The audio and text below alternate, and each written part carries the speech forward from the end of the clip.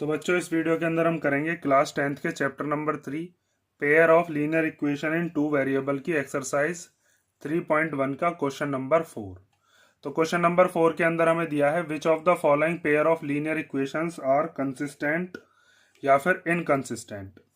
तो हमें कुछ लीनियर इक्वेशंस के पेयर दिए हैं और हमें ये बताना है कि किस में कंसिस्टेंट है और किस में इनकंसिस्टेंट है। तो इनकंसिस्टेंट कब होता है? जब पैरेलल लाइंस हो, a1/a2 b1/b2 के तो इक्वल आ जाए लेकिन c1/c2 के इक्वल ना आए, तो तब तो इनकंसिस्टेंट होता है।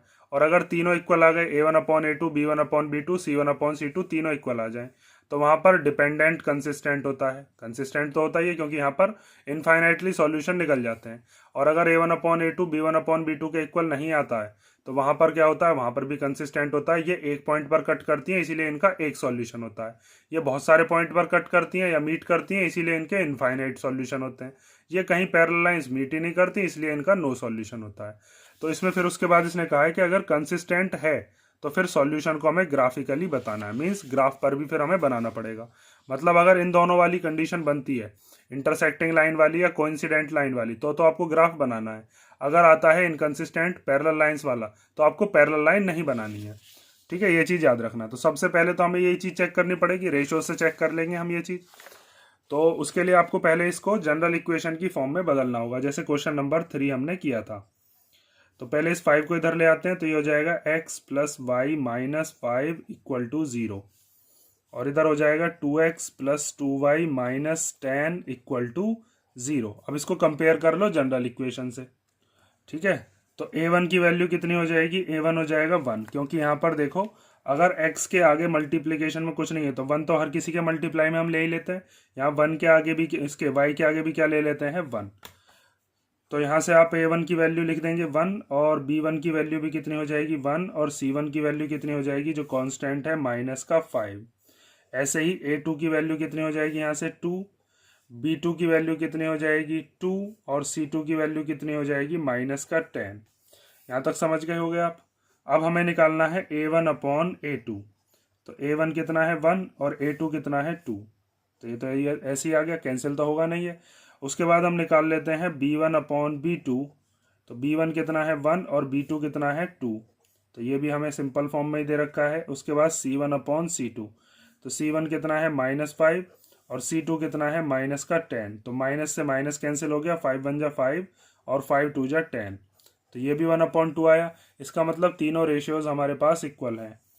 तो यहाँ पर आप लिखोगे कि हेयर a1/a2 = b1/b2 = c1/c2। और जब ऐसी कंडीशन बनती है तो वहाँ पर कैसी लाइन होती है? वहाँ पर होती हैं कोइंसिडेंट लाइंस। तो यहाँ पर आप लिखोगे और इसका रीज़न भी लिख लो, चलो।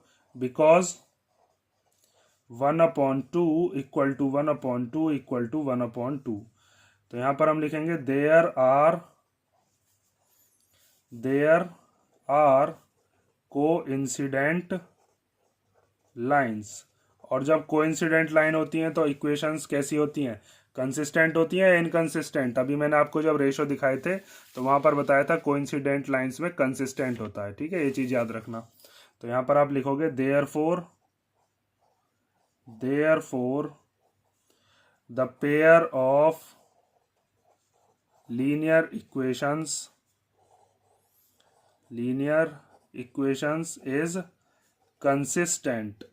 और जब अब ये कंसिस्टेंट है तो इसने क्वेश्चन में क्या बताया था कि अगर कंसिस्टेंट है तो आपको क्या करना है? सॉल्यूशन को ग्राफिकली भी निकालना पड़ेगा। तो अब इसका हम क्या बनाएंगे?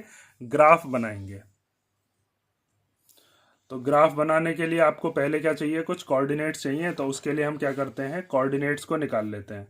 तो हमारे पास पहली इक्वेशन क्या थी? x + y = 5 और दूसरी इक्वेशन क्या थी? 2x + 2y = 10।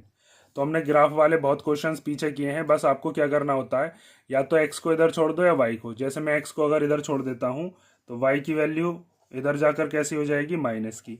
तो x की वैल्यू आ गई 5 - y। अब आपको y की डिफरेंट वैल्यूज़ को पुट करना होता है। जैसे आपने y की वैल्यू पुट करी सबसे पहले, मान लीजिए 1, तो x = कितना आ जाएगा? 5 - y की जगह पर कितना रख दिया हमने? 1। तो x = कितना आ जाएगा? 5 में से 1 गया तो 4। ठीक है, एक वैल्यू और रख लेते हैं हम।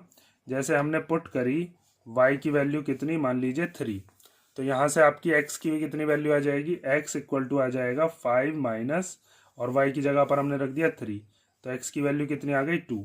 तो यहाँ से फिर आप क्या करते थे, एक ब्लॉक बनाते थे, उस ब्लॉक के अंदर आप x और y की वैल्यूज़ को रखते थे। तो जब आपने y की वैल्यू 1 रखी तो x की कितनी वैल्यू आई 4। जब आपने y की वैल्यू रखी 3 तो x की कितनी वैल्यू आई आपके पास 2। और यहाँ से फिर आप क्या करते हो, दो कोऑर्डिनेट्स लिखते हो, उन कोऑर्डिनेट्स के नाम दे देते हो कुछ अपनी तरफ से। जैसे एक ए पॉइंट लिखा, उसकी कोऑर्डिनेट्स क्या है 4,1। एक बी नाम का हमने ले लिया, उसके क्या है 2,3। ठीक है, इतना हो गया। अब हम देखते हैं दूसरी इक्वेशन का सॉल्यूशन। तो उसके लिए भी हमें क्या करना है, सबसे पहले ये जो x है, इसको x को इधर ही छोड़ देना है, तो इस 2y को पहले इधर की तरफ भेजो। तो उसके लिए आपको क्या करना होगा, 2x इक्वल टू 10, और ये 2y इधर आकर कैसा हो जाएगा, माइनस का। अब आगे देखो, ये जो 2 इधर मल्टीप्लाई का इधर आकर कैसा हो जाएगा, डिवाइड में। तो x इक्वल टू कितना हो जाएगा, 10 माइनस 2y अपॉन 2। अब y की डिफरेंट डिफरेंट वैल्यूज़ को आप पुट करोगे। जैसे आपने पहले y की कितनी वैल्यू पुट करी, मान लीजिए यहाँ 1 कर ली, चलो यहाँ पर पुट कर लेता हूँ मैं 2। तो x इक्वल टू कितना आ जाएगा, 10 माइनस 2, और y की जगह पर क्या रख लिया 2, और अपॉन में कितना है 2। बार बार बता रहा हूँ, y की कुछ भी वैल्यूज़ आप पुट कर सकते हो, लेकिन ऐसी वैल्यू रखना जिसको ग्राफ पर प्लॉट करने में आपको कोई दिक्कत ना आए, आसान वाली वैल्यूज़ को। तो x इक्वल टू कितना हो जाएगा, 10 माइनस 2, 2 जा हो गया 4, और अपॉन में 2। तो x इक्वल टू कितना आ जाएगा, 10 में से 4 गया 6, और अपॉन में 2। 2 से 6 कट गया कितनी बार, 3 बार। ठीक है, नेक्स्ट देखो, और एक वैल्यू रख लेते हैं। जैसे मान लीजिए y की एक वैल्यू मैंने रखी 0 रख लेता हूँ। ठीक है, तो x इक्वल टू कितना हो जाएगा, 10 माइनस 2, इस y की जगह पर क्या आ गया 0, और अपॉन में कितना है 2। तो x इक्वल टू हो जाएगा 10 माइनस 2, 0 जा तो 0 ही होते हैं, अपॉन में क्या बचा बस 2। ये तो ख़त्म हो गया ना, तो 2 के टेबल में ये 10 आता है 5 बार। तो x की वैल्यू कितनी आ गई 5।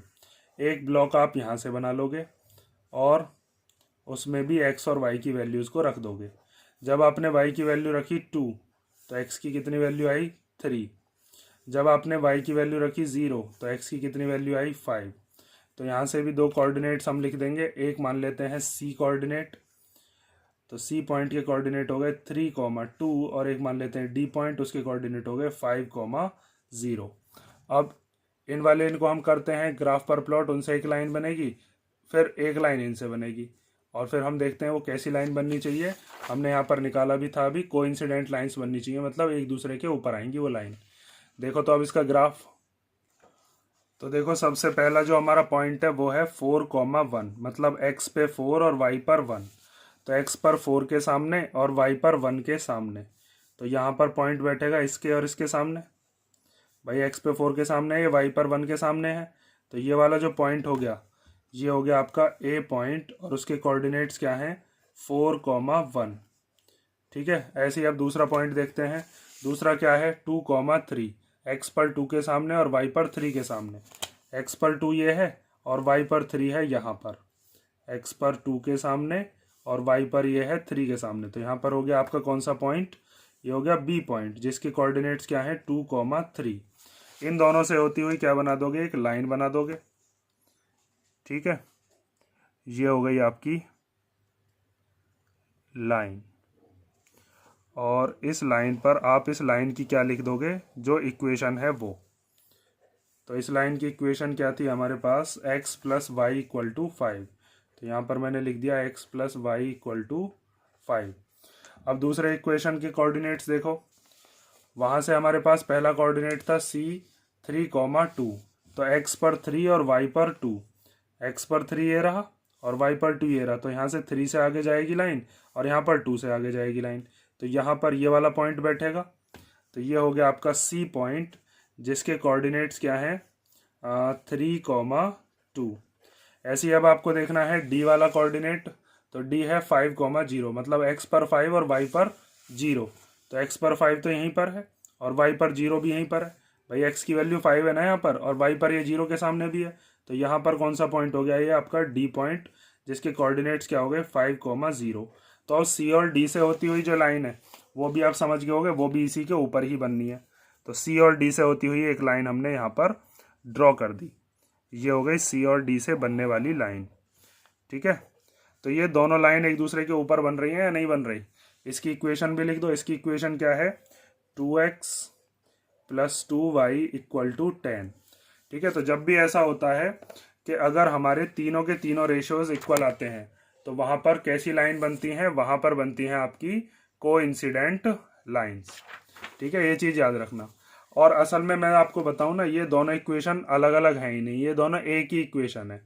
जैसे अगर आप इसमें से 2 कॉमन ले लेते हो, तीनों में से अगर 2 कॉमन ले लोगे तो 2 कॉमन लेने के बाद यहाँ पर क्या बचेगा, यहाँ पर बचेगा x, यहाँ पर क्या बचेगा y, और यहाँ पर क्या बचेगा 5, और इक्वल टू में 0। ये 2 चला जाएगा इसके डिवाइड में, तो ये हो जाएगा x + y - 5 = 0/2। और 0 के अपॉन में कुछ भी हो तो वो 0 ही हो जाता है। तो ये वाली जो इक्वेशन है इसको भी तो हमने कैसी बना दिया, x + y - 5 = 0, और ये ही पहली इक्वेशन थी। तो इसका मतलब ऐसी जो इक्वेशंस होती हैं जो आपस में इक्वल हों उनको हम कहते हैं, वो कैसा सॉल्यूशन देती हैं, कोइंसिडेंट लाइंस वाला। ठीक है, अब हम देखते हैं इसका सेकंड वाला पार्ट। तो सेकंड पार्ट में भी आपको क्या करना है, पहले चेक करना है कि कंसिस्टेंट है या इनकंसिस्टेंट। अगर कंसिस्टेंट होगा तो ग्राफ बनाना है, और अगर इनकंसिस्टेंट आता है मीन्स अगर ये वाली कंडीशन आती है तो आपको ग्राफ नहीं बनाना है। अगर इन दोनों में से कोई सी कंडीशन आती है तो आपको ग्राफ बनाना पड़ेगा। तो सबसे पहले इसको जनरल इक्वेशन से कंपेयर करेंगे और इस 8 को और इस 16 को इधर लेकर आएंगे। तो यहाँ पर आप लिखोगे x - y - 8 = 0, और दूसरा हो जाएगा 3x - 3y - 16 = 0। तो अब इसको क्या करेंगे, हम कंपैरिजन करेंगे।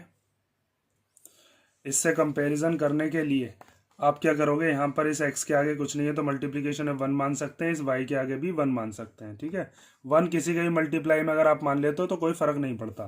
तो यहाँ से आप a1 की वैल्यू लिख सकते हो 1, b1 की वैल्यू क्या लिख दोगे, माइनस भी लगाना पड़ेगा -1, और c1 की वैल्यू कितनी हो जाएगी, -8, ये जो कांस्टेंट है।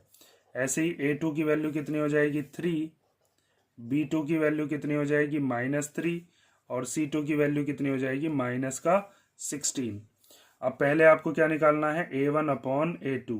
तो a1 कितना है यहाँ पर 1, और a2 कितना है 3। a1/a2 तो सिंपल ही दे रखा है हमें। उसके बाद निकालते हैं हम b1/b2। तो b1 कितना है -1, और b2 कितना है -3।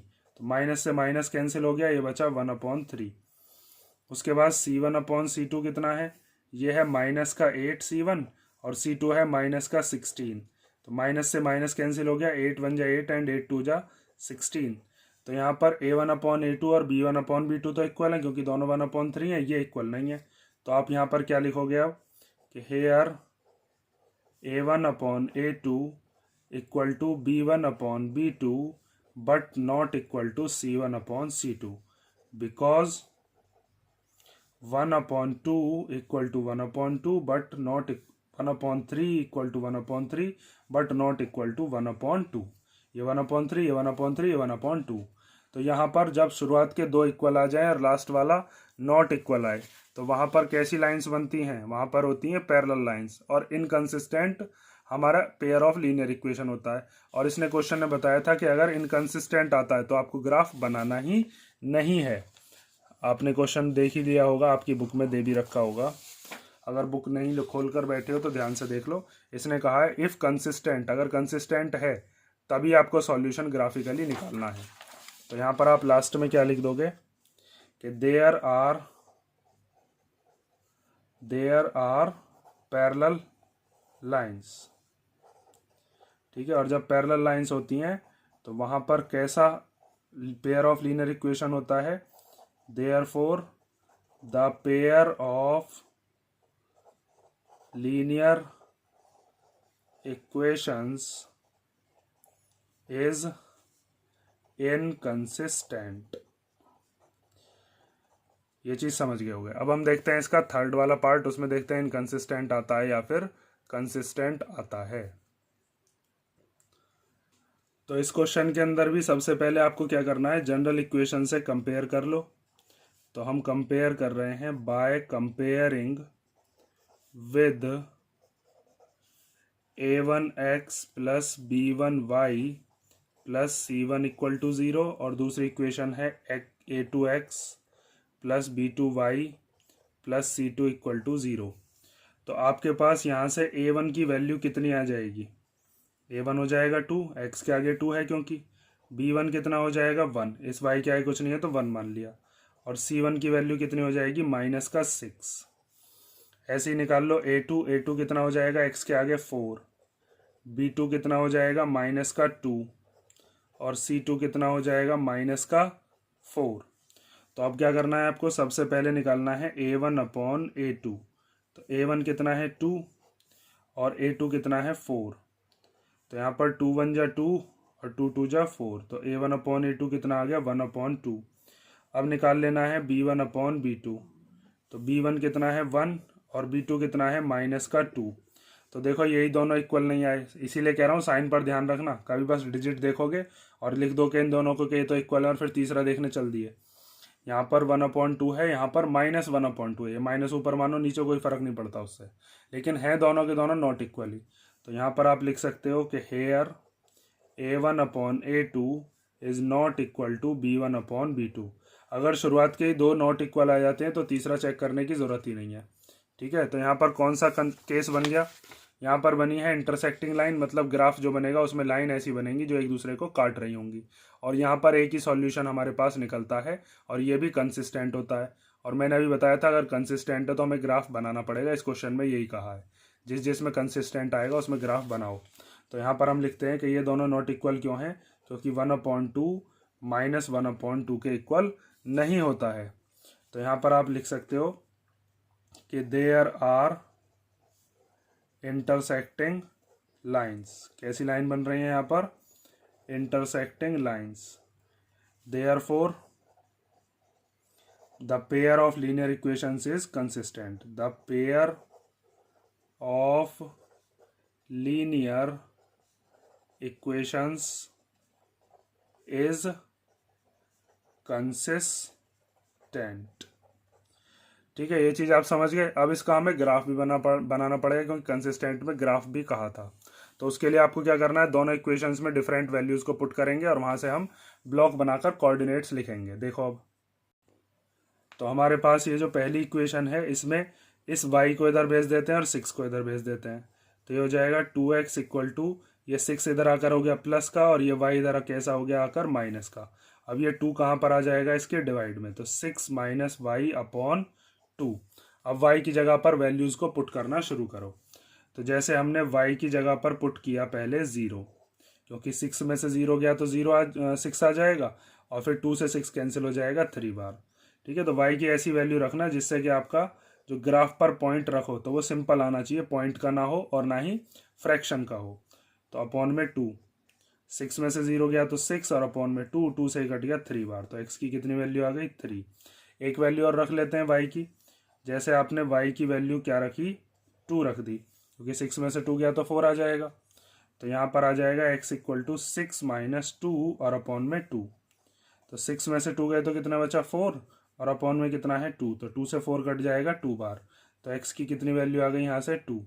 यहाँ से आप क्या करोगे, अब एक ब्लॉक बनाओगे, उस ब्लॉक के अंदर x और y की वैल्यूज़ को रखोगे। तो यहाँ पर x रख दिया, यहाँ पर y। जब आपने y की वैल्यू रखी 0 तो x की कितनी वैल्यू आई 3। जब आपने y की वैल्यू रखी 2 तो x की कितनी वैल्यू आई 2। ठीक है, ऐसे ही हम दूसरी वाली जो इक्वेशन है उसका बनाते हैं। दूसरी इक्वेशन क्या है हमारे पास, ये है 4x, तो ये 2y भी इधर भेज दो और ये 4 भी इधर भेज दो, तो 4 + 2y। अब ये 4 कहाँ चला जाएगा इसके डिवाइड में, तो 4 + 2y और अपॉन में 4। अब यहाँ पर वैल्यूज़ को रखना शुरू करो। तो जैसे अगर आपने यहाँ पर वैल्यू रखी पहले 0, तो हम पुट कर लेते हैं y इक्वल टू 0। तो x की वैल्यू कितनी हो जाएगी 4 + 2 और y की जगह पर 0 और अपॉन में 4। तो 0 में जब किसी की मल्टीप्लाई करते हैं तो वो तो 0 ही हो जाता है, 2 0 से 0 और अपॉन में 4।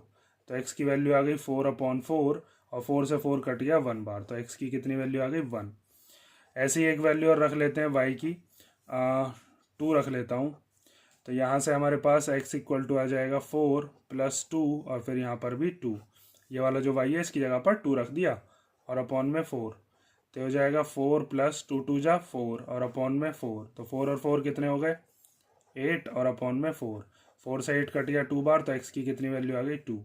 एक ब्लॉक हम इससे बना लेते हैं। और उस ब्लॉक के अंदर x और y की वैल्यूज़ को रख देते हैं। यहाँ पर x, यहाँ पर y। तो जब आपने y की वैल्यू रखी 0 तो x की कितनी वैल्यू आई 1। जब आपने y की वैल्यू रखी 2 तो x की कितनी वैल्यू आई 2। ठीक है, तो इसका मतलब यहाँ से हम लिख सकते हैं कोऑर्डिनेट्स। तो पहला कोऑर्डिनेट हम यहाँ से लिखते हैं a नाम का, जो कि है 3,0। फिर एक लिखते हैं b पॉइंट, जिसके कोऑर्डिनेट्स क्या हो जाएंगे 2,2। ठीक है, फिर लिखते हैं यहाँ से एक c, वो कितना हो जाएगा 1,0। और फिर एक लिखते हैं d, वो कितना हो जाएगा 2,2। ठीक है, अब इस वाले पॉइंट से एक लाइन बनेगी, इस वाले पॉइंट से एक लाइन बनेगी। जहाँ पर वो कट कर रही होगी वहीं से हमें पता चल जाएगा कि x और y की वैल्यूज़ क्या हैं, क्योंकि इस वाले इक्वेशन के अंदर जब a1/a2 इक्वल टू b1/b2 होता है ना, तो एक सॉल्यूशन निकाल पाते हैं हम, मतलब x की एक वैल्यू और y की भी एक ही वैल्यू। तो अब इसका ग्राफ देखो। तो देखो अब ग्राफ, a वाला जो पॉइंट है वो है 3,0, तो x पर 3 और y पर 0। तो x पर 3 यहाँ पर है और y पर ये 0 के भी सामने है। तो इसका मतलब पहला जो हमारा पॉइंट था a नाम का, वो यहाँ पर आ गया और उसके कोऑर्डिनेट्स क्या हैं 3,0। उसके बाद है b 2,2, मतलब x पर 2 के सामने और y पर भी 2 के सामने। तो x पर यहाँ पर 2 चल रहा है ये, और y पर यहाँ पर 2 से चल रहा है। तो ये जहाँ पर मीट कर रहे हैं ये वाला पॉइंट ये है। तो इस पॉइंट का नाम हम लिख देते हैं b, और इसके कोऑर्डिनेट्स क्या हो गए 2,2।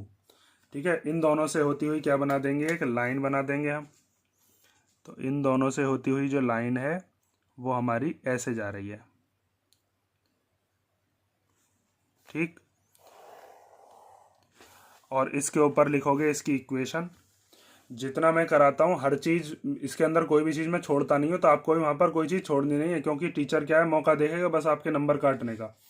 तो आपको क्या है कि कोई भी चीज़, जैसे इक्वेशन के ऊपर, इसके लाइन के ऊपर इक्वेशन जो है वो भी लिख कर आनी है, 2x + y - 6 = 0।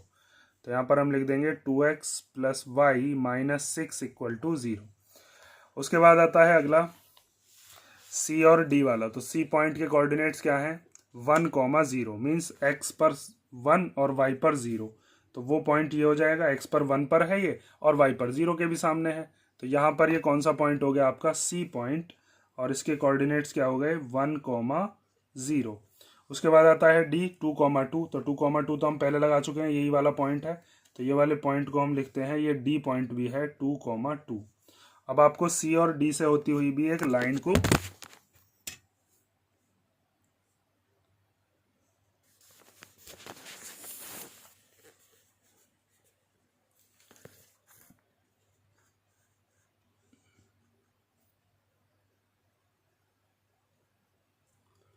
सी और डी पॉइंट से होती हुई एक लाइन को भी गुजारना है। ठीक है, देखो ये थोड़ा डिस्टरबेंस हो गया था, मोबाइल गिर गया था। तो यहाँ से हम इस पॉइंट को कह सकते हैं कि ये हो गया हमारा इंटरसेक्टिंग पॉइंट। ठीक है, तो यहाँ पर आप क्या लिखोगे कि इंटरसेक्टिंग हमारा पॉइंट कौन सा है, बी या फिर डी। ठीक है, तो यहाँ पर आप लिख दोगे कि जब ये इंटरसेक्टिंग लाइंस हैं, तो इंटरसेक्टिंग लाइंस में उनके हम निकालते हैं कोऑर्डिनेट्स, और उसमें कैसा सॉल्यूशन होता है, यूनिक सॉल्यूशन, मतलब एग्जैक्टली वन सॉल्यूशन। तो कोऑर्डिनेट्स क्या है यहाँ पर, कोऑर्डिनेट्स हैं आपके 2,2, जहाँ पर लाइन एक दूसरे को कट कर रही है। तो इसका मतलब x की वैल्यू 2 है और y की वैल्यू भी क्या है 2। अगर ये दोनों वैल्यूज़ को हम x की वैल्यू 2 और y की वैल्यू 2 को दोनों इक्वेशंस में से किसी एक इक्वेशन के अंदर रखते हैं, तो दूसरी इक्वेशन के अंदर रख कर भी वही वैल्यूज़ आएंगी। जैसे अगर आप यहाँ पर x की जगह पर 2 रख देते हो और y की जगह पर 2 रख देते हो, और वही वैल्यूज़ को आप इधर भी रख दो 2 और 2, तो इधर भी सेटिस्फाई करेगी, वो इधर भी सेटिस्फाई करेगी। भाई आपने यहाँ पर 2 रख दिया तो 2 2 जा कितना हो जाएगा 4, और फिर ये वाला 2 y की जगह भी 2 रख दिया और फिर -6, तो 2 2 जा 4, 4 और 2 कितने हो गए 6, 6 में 6 गया तो 0। यहाँ पर रख लो 4, इस x की जगह पर क्या रख लिया 2, फिर -2, फिर इस y की जगह पर भी 2 और फिर -4, 4 2 जा 8, और यहाँ 2 2 जा कितना हो जाएगा 4, तो 8 में से 4 गया तो कितना बचा 4, और फिर 4 में से 4 गया तो 0। ठीक है, तो ये x की वो वैल्यूज होती हैं जो दोनों ही इक्वेशंस को सेटिस्फाई कर सकती हैं। फोर्थ पार्ट देखते हैं हम इसका अब। तो देखो लास्ट पार्ट के अंदर भी पहले आप इसको क्या करोगे, कंपेयर करोगे। जनरल इक्वेशन से। तो हम कर रहे हैं by comparing with a1x plus b1y plus c1 equal to 0, और दूसरी क्या है a2x plus b2y plus c2 equal to 0। तो आप a1 की वैल्यू निकाल सकते हो, क्या हो जाएगी 2, b1 की वैल्यू भी कितनी हो जाएगी -2, और c1 की वैल्यू कितनी हो जाएगी -2। ऐसे ही a2 की वैल्यू हो जाएगी 4, b2 की वैल्यू -4 और c2 की वैल्यू -5। ठीक है, अब तो आप समझ गए होंगे, कई सारे क्वेश्चन हमने ऐसे कर लिए हैं। तो आप a1 अपॉन a2 की वैल्यू निकालोगे तो a1 कितना है 2 और a2 कितना है 4, कैंसिल कर लो, कितना आ गया 1/2। ऐसे ही b1 अपॉन b2 निकालते हैं तो b1 कितना है -2 और b2 कितना है -4, माइनस से माइनस कैंसिल, 2 1 जा 2 और 2 2 जा 4, तो ये भी आ गया 1/2। उसके बाद c1 अपॉन c2 निकालते हैं, c1 कितना है -2 और c2 कितना है -5, माइनस से माइनस कट गया, ये आ गया 2/5। तो यहाँ पर आप एक चीज़ लिख सकते हो कि a1 अपॉन a2 और b1 अपॉन b2 तो इक्वल हैं, लेकिन c1 अपॉन c2 इक्वल नहीं है, क्योंकि बिकॉज 1/2 और 1/2 तो इक्वल होते हैं, लेकिन 2/5 थोड़ी ना हो जाएगा इनके इक्वल। यहाँ 1/2, यहाँ 1/2, यहाँ पर 2/5। तो यहाँ पर आप लिखोगे देयर आर कैसी लाइन, जब तीनों के तीनों में से बस शुरुआत वाले 2 इक्वल आ रहे हो और तीसरा इक्वल नहीं आ रहा हो, तो देयर आर कैसी लाइंस, पैरेलल लाइंस। ठीक है, ये वाली कंडीशन बन गई। तो यहाँ पर आप लिखोगे देयर आर पैरेलल लाइंस, और जब पैरेलल लाइंस होती हैं तो वहाँ पर नो सॉल्यूशन भी होता है। सॉल्यूशन के बारे में वैसे पूछा नहीं है, वो लिखने की ज़रूरत नहीं है, बस आपको क्या लिख देना है यहाँ पर, therefore the pair of linear equations, the pair of linear equations is inconsistent, inconsistent. ठीक है, और जब इनकंसिस्टेंट है तो हमें वहाँ पर सॉल्यूशन ग्राफ से बताना ही नहीं है, क्वेश्चन के अंदर ये चीज़ उसने पहले ही बता दी थी। ठीक है, आपके पास बुक होगी, और अगर बुक नहीं है तो देख लो, पहले भी दिखाया था मैंने। अगर कंसिस्टेंट है तभी ग्राफ बनाने, क्वेश्चन को ध्यान से पढ़ लेना। ठीक है, ये हो गया आपका क्वेश्चन नंबर 4। नेक्स्ट वीडियो में मिलते हैं, उसमें करेंगे हम क्वेश्चन नंबर 5, और अगर किसी क्वेश्चन में कोई डाउट हो तो कमेंट करके पूछ लेना।